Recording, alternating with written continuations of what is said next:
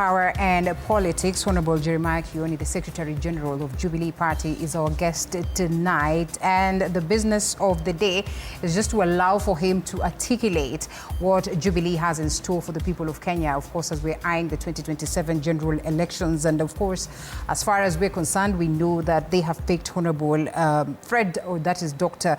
Fred Matiang'i as their preferred presidential candidate. But he clarifies this evening to say that the floor is still open for any other person who would be interested. Yep.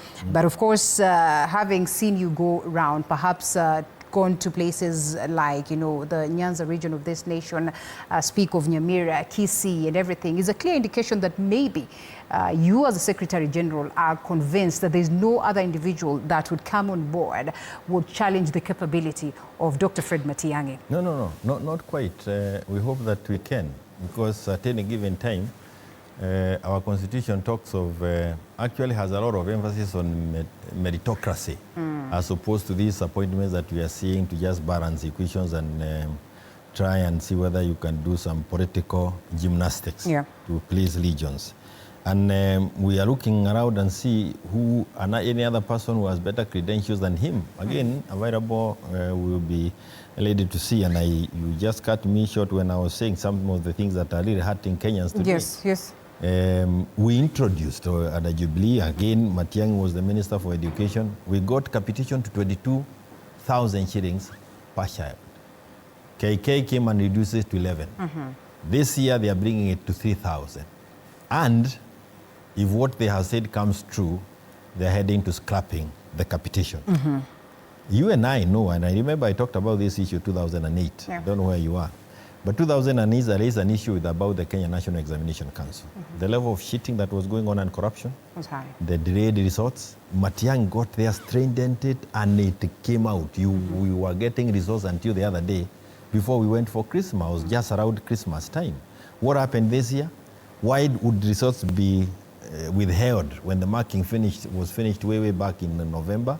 What doctoring is going on? So we are really sliding back to those areas. And what will it take for us to restore this? Trust. It will just take a person of character. As a person, one individual who doesn't. Yes, Kibaki came into office. I want to remind you. Right. Kibaki came into office, and even before he left Muthaiga for State House, he said we are going to have free secondary education. At the height of all the difficulties we had with COVID, Uhuru gave us the free secondary education. It is the individual, the conviction of that individual that matters more than anything. We began by you saying that the KK government... Of course, leader, we also need institutions to support. Right. But the vision of that individual who has asked for that office is very important. Remember, during Kibaki's time, we got the Vision 2030. Uhuru came within Vision 2030, picked the big four. I think we were calling the agenda. Big Four. Yeah. Today, what vision is leading us? What vision, even this broad-based government that Raila is joining? And the bottom-up approach is not good enough? What vision? To go where? Shakahora? Where we all die so that we can go to heaven? And we die in high. We have the bottom-up approach. If that is a vision that helps you wake up tomorrow, I can't quarrel with you, but I have a problem with it. A vision that tells us mathematics can no longer be a compulsory in this country, and what is compulsory is PE, community service learning, something we have English and Kiswahili and sign language. You remove maths from being a compulsory subject in this country. And then you really don't understand what is how Vision critical 2030, it is, you think? What Vision 2030 is all about. Because all these things are tied, and there is a system that needs to produce the human resource of this nature. But is it not in order, for a leader who comes on board and they realize that perhaps things are not working as good as we would all expect, to disrupt and to give us a turnaround that would maybe eventually go beyond what we see, I would really be happy to know that this is a cabinet decision. Because if it is a cabinet decision, then we really are... You suppose it's an individual decision? I hope it is a decision. I have no hope on that. It's a dead thing. If you are removing maths as a compulsory subject, you really are not thinking for the good of this country. You talked I was about just talking IBC. about thing. I was talking about IBC. Right. But do you know today that lecturers like in this technical university, you go to the salary section to ask how much of my salary are you going to be able to pay me this month? Okay, it is that bad. And this is a person with a family, school going, has responsibility, has a loan to service. So they're not even servicing their loans. And it's not the only university. Go to more university. Institutions that are collapsing. And during the Jubilee time and Matiang'i and Uhuru, we even came up with the TVETs. And that's this government came on board to say that they... And they came and said, these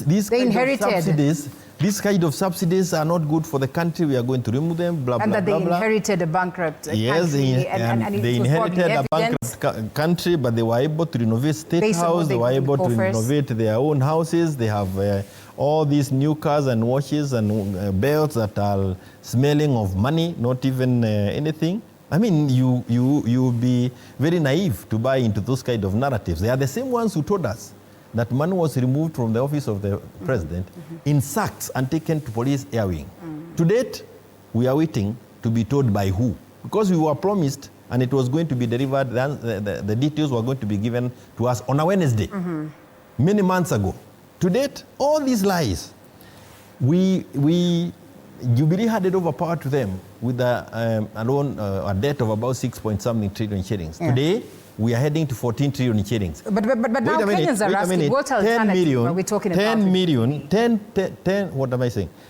Borrowing, for 10 years, we borrowed 6 trillion shillings under Uhuru. For 2 years, we have borrowed almost 7 trillion shillings under William. Show me one project, one, not two, one, that has been done by that money. What alternative do we offer there? That is why we are here. And that is why we are saying, that is why I'm saying, vetting process that begins today. If you give me a better alternative. How do you convince Kenyans that then the Jubilee Party will be that better alternative? We will continue convincing Kenyans, and by the way, many Kenyans are the ones asking for Jubilee Party, and even so worried that some people would want to form other parties. Okay. And it doesn't mean that we are the angels that, sent from heaven. But look at what was done by that government and what has been achieved today, and the choice is there for Kenyans to make. Which one of the two would you rather go with? Which one of the two would you rather put on the table and try and improve it? If you ask me, that track record of Jubilee Party, I would want it put on the table, given to a person who can perform, and we now improve on it. The giant of Azimio, if only we improved on what the bad things, quote unquote, that were being done by Jubilee, this country will not be crying. Would it not be wise, Mheshimiwa, to allow for maybe the current government to reign and perhaps even join hands like the giant of Azimio has done, so that we have all these positive things happening for the people of Kenya, as opposed to waiting until 2027, leader, where then we will not have a country. I know I came here so that you can ask me questions, and it is me to answer. Yes, but allow me to ask you this question. Do you want to tell me that the 55 million Kenyans are so naive as to go and heckle the president and the co-president at Nyayo Stadium yesterday when they walked there, instead of cheering Harambee Stars? Can't you see the level of anger that lies? That is so dangerous for this country, even for the stability of this nation.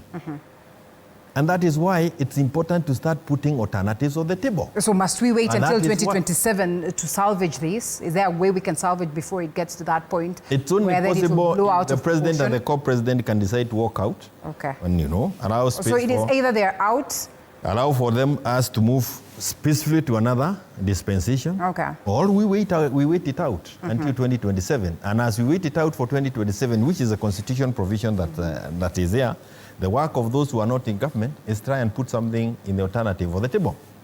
And that is why we are putting Matiang'i as the only person who has expressed his desire to run on our party on the table. Okay. I know Wiper have Kalonzo Musyoka, DAPK have Wamarwa, Mother is also on the table, Morara is also there, Omtata has also thrown his weight there.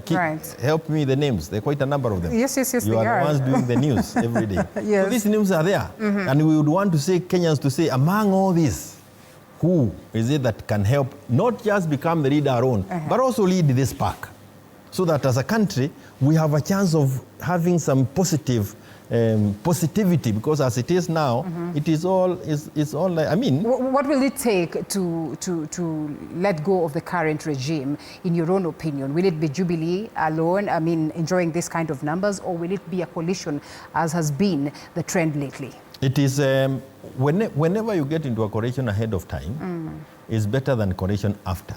Because a coalition after is a coalition that is made up of people who are not really willing. They are being forced by circumstances.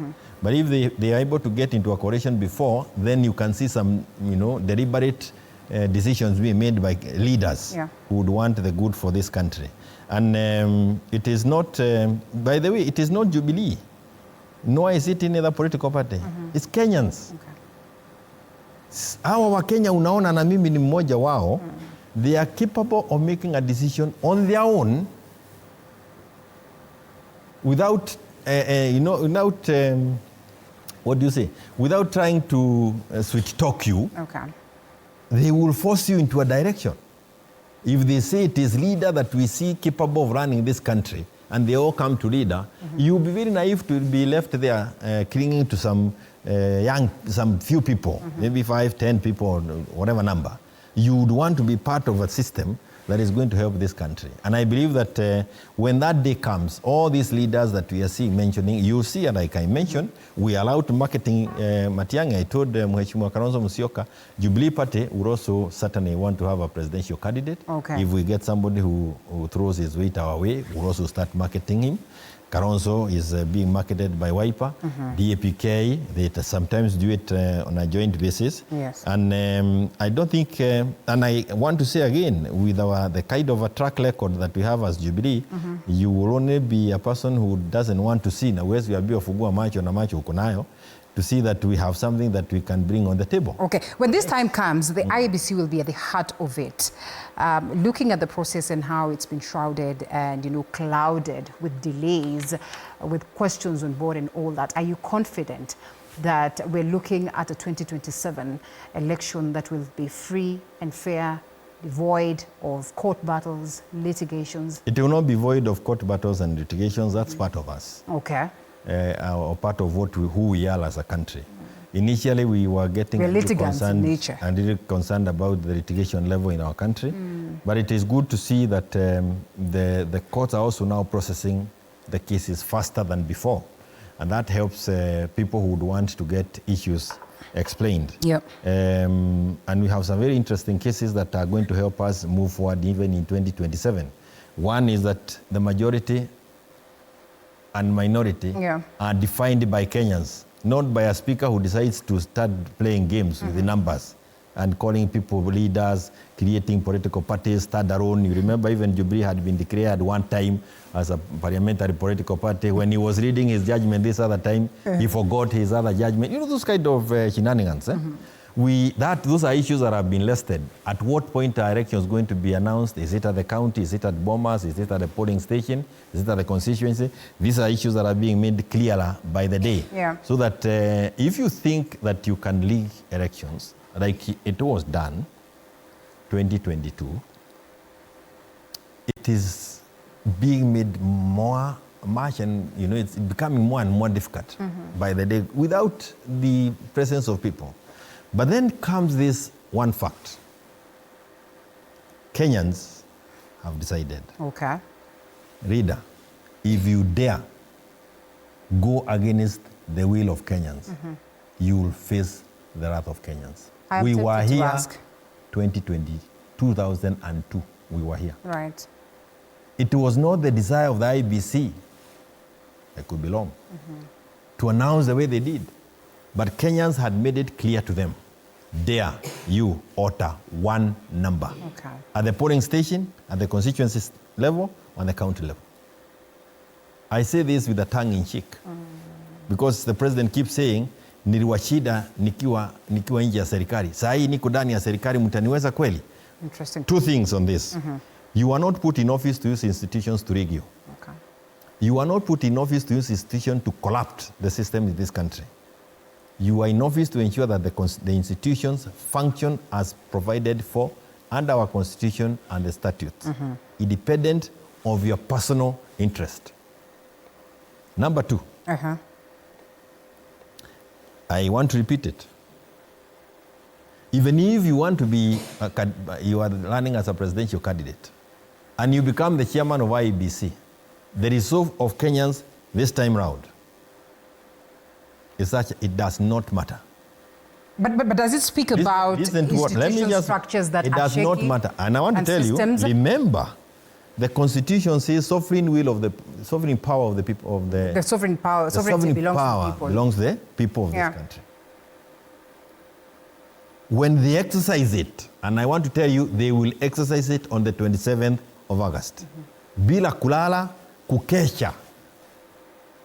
IEBC, if you want to become the chairman of IEBC, if you want to become a commissioner of IEBC, get there with a clear mind. You bring monkey businesses, you'll be sorted out by Kenyans. But when we're talking about monkey business, what does it speak about the structures and the systems that we have as a country? Because if individuals can come in to alter this... The resolve of Kenyans is now beyond those structures. Okay. And what does that do to democracy? Because the individuals who are there already pronouncing themselves and saying, we are in power and we will make sure that we continue being in power. So you think Kenyans are so naive as to wait for you to mismanage the institution to the point of where they depend on those institutions to make pronouncements that are not reflective of decisions by Kenyans? And I'm trying to say this so that people can wake up. Those in power, please wake up.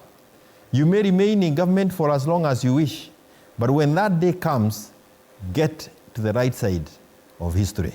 Join the Kenyans. Do not waste your time thinking that you can league elections. The army was given the authority to leave the barracks and come to the streets. Wow. It's curious to date that they have not, that mandate has not been, it's not been revoked. Yet, there are no riots. So you can lead the mischief. Okay. But as you lead the mischief, remember those guys in the barracks are Kenyans. As well. They are going through the same difficulties we are going through. In the month of July, they were used to food being given to them. Right. They are being made to buy.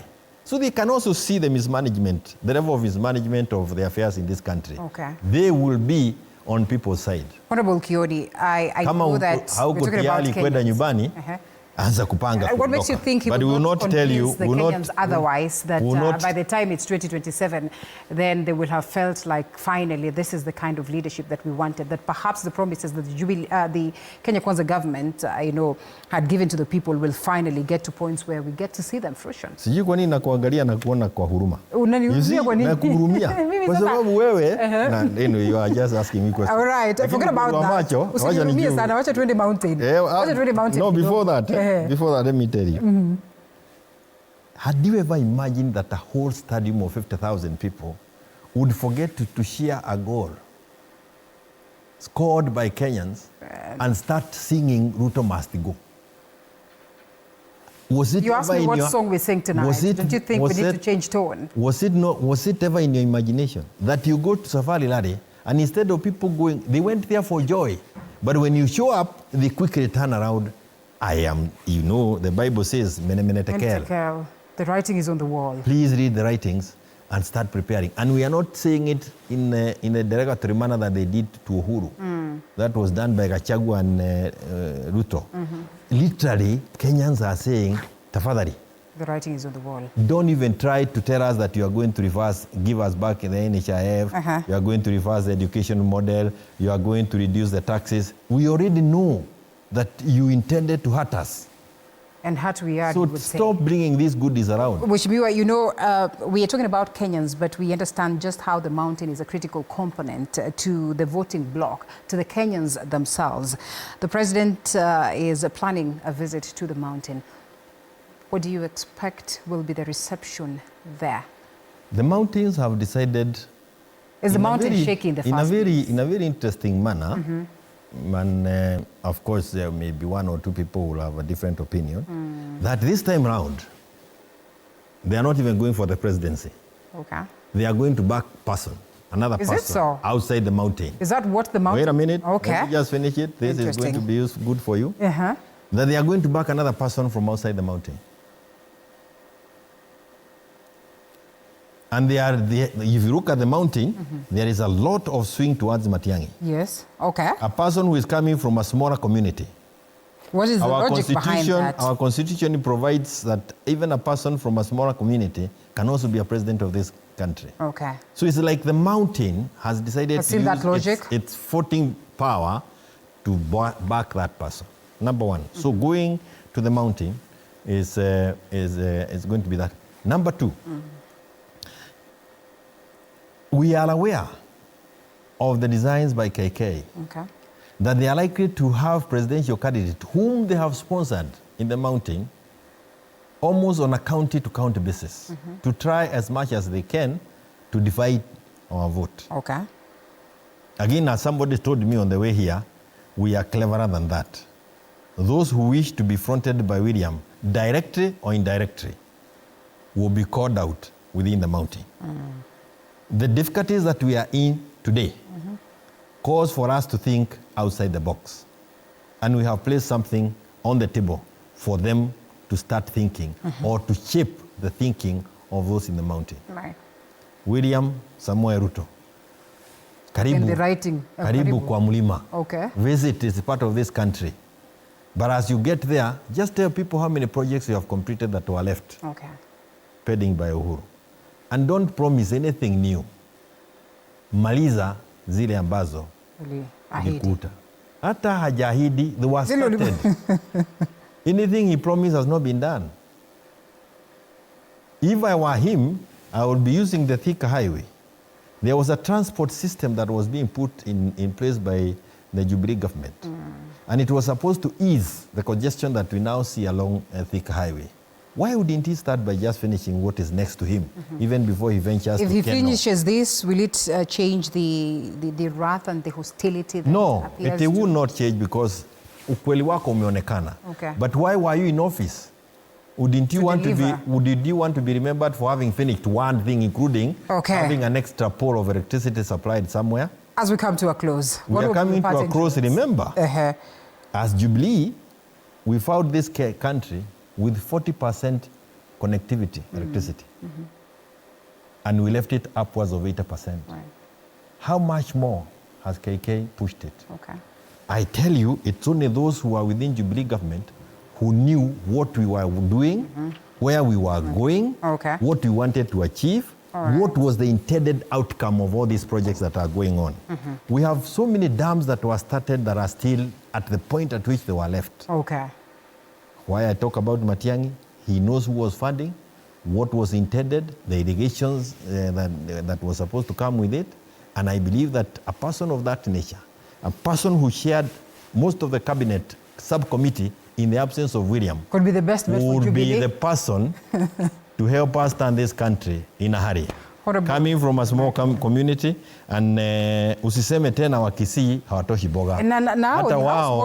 Hata hawa wanatosha boga. And every community in this country inatosha boga. All right, asante sana, Honorable Jeremiah Kioni.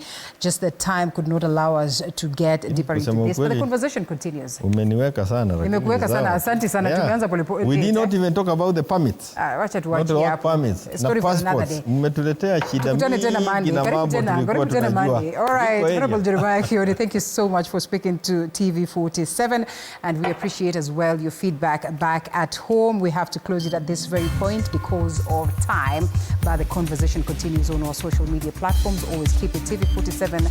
My name is Linda Alela. Do have yourself a lovely night, and as well appreciating the sign language interpreter, that is Catherine Simeloi. It was great doing this with her and for you. Bye-bye. Asante Mheshimiwa.